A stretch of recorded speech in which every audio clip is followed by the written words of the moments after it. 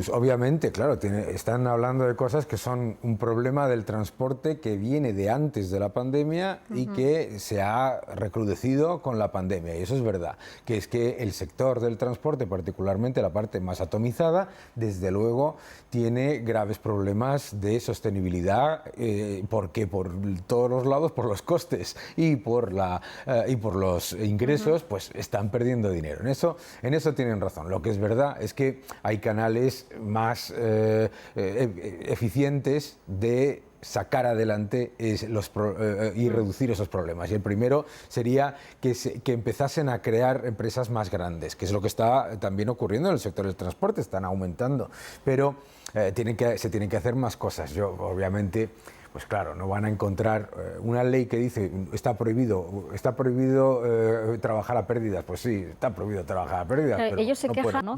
Yo creo que el gran problema de las estimaciones de la Comisión Europea, primero, es que, como tú bien dices, no son estimaciones conservadoras, son estimaciones extremadamente optimistas que incluyen un aumento muy importante de la inversión y un aumento muy importante del consumo, pero más importante todavía que eso, a la hora de calcular el Producto Interior Bruto real, es que tiene una bajada brutal de la inflación y, por lo tanto, el deflactor del PIB se reduce a menos de la mitad, por lo tanto, menos deflactor del PIB, más crecimiento del Producto Interior Bruto real. ¿Pero qué es lo que ocurre? Pues lo que ocurre es que tiene que confluir una cantidad de elementos positivos para que eso se dé y que, en cualquier caso, con esas estimaciones, España sigue sin recuperar el Producto Interior Bruto del año 2019 hasta el 2024 ya, y el empleo estancado completamente. La Comisión Europea espera un paro del 12,7%, el más alto de toda la Unión Europea, y efectivamente, pues claro, comparado con otros países que sí se han recuperado, estamos mejor. Pero es que España tenía que estar muchísimo mejor. ¿Por qué? Porque no tenemos ese problema de gas ruso, no tenemos ese problema que tienen otros países. Entonces, el gran problema al que nos vamos a enfrentar es que en la Comisión Europea, en el Banco Central Europeo, en el análisis que se percibe en general, se habla del problema energético como si fuera un problema de este invierno. Y no es un problema de este invierno, es un problema de largo plazo que viene creándose desde hace mucho tiempo. La Unión Europea producía más gas de lo que exporta Rusia hace menos de 15 años. Y ahora tenemos un problema no solamente de suministro, tenemos un problema de coste, porque todas estas medidas que se han aprobado, el tope del gas de aquí, el otro, no sé qué, no sé cuántos, significa que en el futuro, aunque bajen las materias primas, pagaremos más. Y eso, competitivamente con el resto, con China y con Japón, que estamos viendo, y con China y con Japón, y por el otro lado con Estados Unidos, hay que tener mucho cuidado. Entonces, de cara a los presupuestos, esta revisión que nos ha hecho la Comisión Europea, ¿hacen creíbles los presupuestos que ha presentado el Ejecutivo?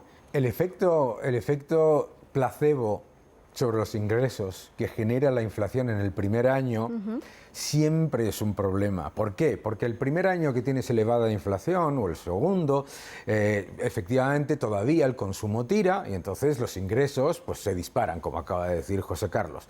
¿Qué es lo que pasa? La inflación empieza a afectar al consumo, a la inversión y al crecimiento, y entonces esos ingresos ya no se generan de la misma manera. Por lo tanto, el efecto de calaje lo tienen que tener en cuenta.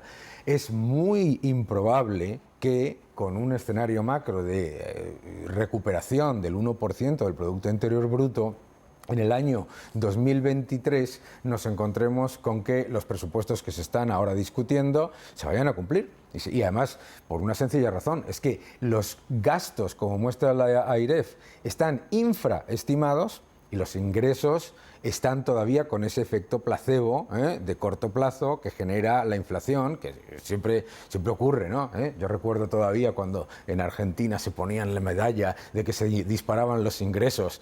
Ahora ya no están tan contentos, ¿no? Vamos a caer en si les sube los ingresos allí según la inflación sería muchísimo. Bueno, todo depende también un poco de cómo evolucione la situación tan incierta. Quizá pueda cambiar algo a mejor con esa reunión entre Joe Biden y Xi Jinping de hoy en Bali, donde ya ha empezado esa cumbre del G20. Las primeras imágenes que nos llegaban de allí quería que las vieran porque nos da una cierta perspectiva sobre cuán diferentes se ven los problemas ahora mismo en Occidente y en Oriente. Los controles anti-COVID siguen siendo allí muy estrictos.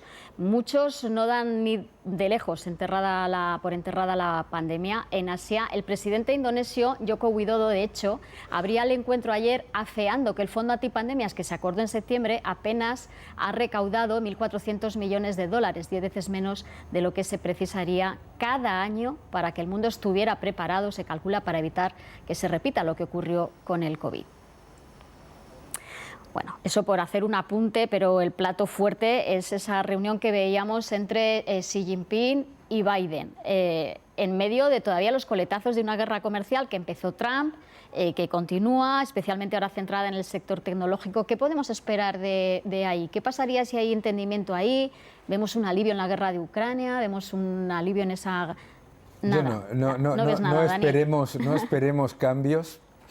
La evidencia después del Congreso del Partido Comunista Chino es que la economía china continúa cerrándose, continúa orientándose más hacia aliados como Rusia y otros que hacia Occidente, y que tiene muy claro un horizonte en el que la posición de desarrollo tecnológico tiene que ser en contraposición a la de Estados Unidos. Y Estados Unidos no ha cambiado ni va a cambiar su política ni de aranceles ni su posición con respecto a China, porque tiene un gravísimo problema con lo que ellos llaman el robo de propiedad intelectual. Entonces, la posición de Biden ha sido de continuidad absoluta con respecto a la posición de Trump en cuanto a la posición con respecto a China, y no podemos esperar otra cosa. Y no podemos esperar otra cosa porque la posición de Biden además está orientada a tres frentes. El de defensa, muy importante para la guerra de Ucrania, donde China está en otro lado; en tecnología, donde también China está en otro lado; y otro factor muy relevante, que es el de la ciberseguridad y todo lo que tiene que ver con la propiedad intelectual. Gracias por ver este vídeo. Suscríbete a mi canal, deja tus comentarios, dale un like y continúa defendiendo la libertad. Muchísimas gracias.